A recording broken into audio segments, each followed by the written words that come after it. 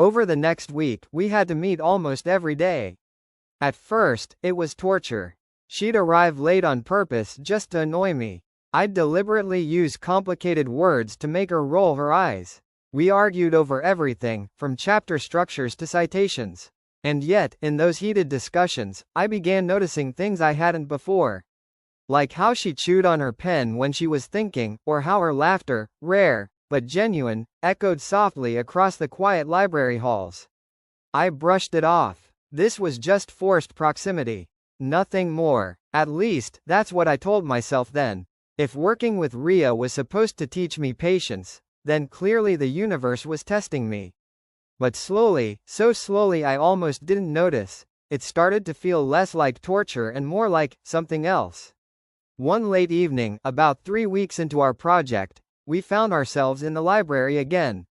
The place was nearly empty, the silence heavy except for the scratching of pens and the occasional clack of a keyboard.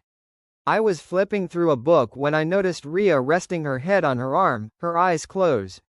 "Don't tell me you're sleeping," I said, smirking. Her eyes fluttered open, and she gave me a tired glare. "Not everyone is a robot like you, Arav. I've been juggling part-time work, classes, and this project. Forgive me for being human."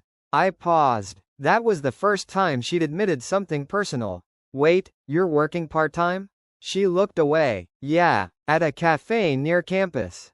Helps with rent." For a moment, I didn't know what to say. I had always imagined her life as easy, carefree.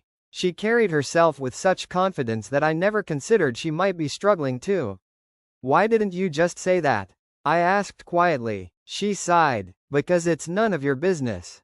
And I don't need your pity." "It's not pity," I muttered, closing my book. "It's respect." Her eyes softened for a fraction of a second, and in that silence, something shifted. It wasn't friendship, not yet. But the edges of our animosity had started to blur. The next evening, we were back in the library, surrounded by a fortress of books.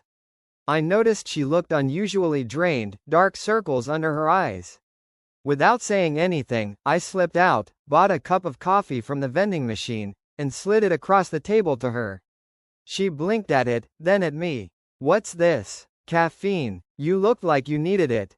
For once, she didn't have a comeback. She just took the cup, muttered a soft, "thanks," and sipped it.